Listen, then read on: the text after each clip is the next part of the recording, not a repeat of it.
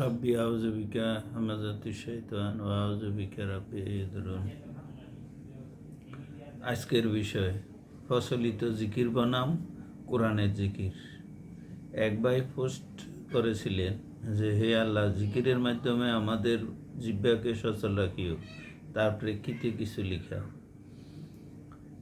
জিকির শব্দের অর্থ স্মরণ করা, মনে রাখা। জিহ্বা সচল রাখা জিকিরের কাজ নয়।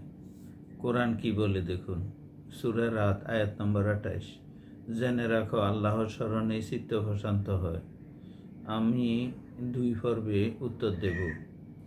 1. স্মরণ বা জিকির কি? 2. মনের প্রশান্তি কি? এখন স্মরণ জিকির কি এই প্রসঙ্গে আলোচনা করছি। ধরুন, আপনার আম্মা অফিস থেকে ফেরার পথে আপনাকে পান সুপারি আনতে বলেছেন। আপনি বাসায় আসার পর হঠাৎ মনে হলো পান সুপারির কথা। এই মনে হওয়াটাই স্মরণ। স্মরণ থাকে মাথায়, জিহ্বায় নয়। জিহ্বার জিকির আমরা বানিয়েছি। প্রচলিত জিকির বিদাত। রাসূল সাল্লাল্লাহু আলাইহি সাল্লামের ইন্তেকালের 500 বছর পর ইরাকের কুফা থেকে জিকির, তাসবিহ, মিলাদ, তাবিজ, খতম, চল্লিশা, ঈদে মিলাদুন্নবী, শবে বরাত ইত্যাদি ইত্যাদি সওয়াবের উদ্দেশ্যে এই উপমহাদেশে আগমন করে। অথচ স্বয়ং নবী সাল্লাল্লাহু আলাইহি সাল্লাম এর জন্মভূমিতে এসব পালন করা হয় না। মক্কা মদিনা থেকে আপনাদের কোনো আত্মীয় স্বজন আসলে জিজ্ঞেস করবেন, ওনারা বলবে ওনারা এগুলা পালন করে কিনা। নবী সাল্লাল্লাহু আলাইহি সাল্লাম যা সওয়াবের উদ্দেশ্যে করেন নাই, উম্মতেরা যদি তা সওয়াবের উদ্দেশ্যে করে, তাই বিদাত। আর বিদাতের পরিণাম জাহান্নাম।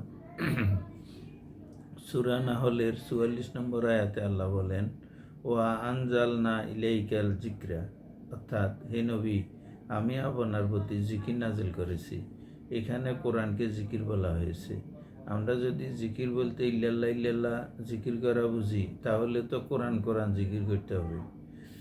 এখন আসি মনের প্রশান্তি।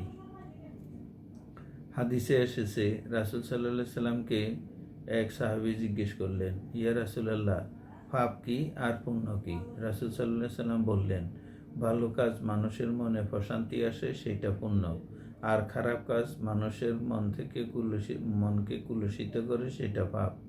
হাদিস বুখারী।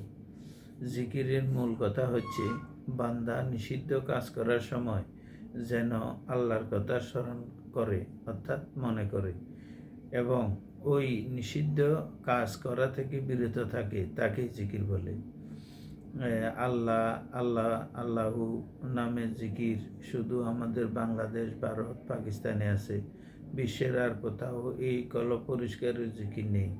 আমাদের পীর মাশায়েখেরা এই সমস্ত কলবের জিকির চালু করেছেন। কলব থাকে মাথায়, বুকে থাকে হৃৎপিণ্ড। সূরা আরাফ আয়াত নম্বর 179। লাহুম কুলুবুন লা ইয়াফকাহুন, অর্থ তাদের কলব আছে, কিন্তু তারা তার দ্বারা চিন্তা করে না। চিন্তা কি মানুষ বুক দিয়ে করে নাকি ব্রেন দিয়ে করে? আজকের চিকিৎসা বিজ্ঞানীরাও তাই বলছেন। বন্ড ফিডদের বন্ডামি আর কতদিন? ধন্যবাদ।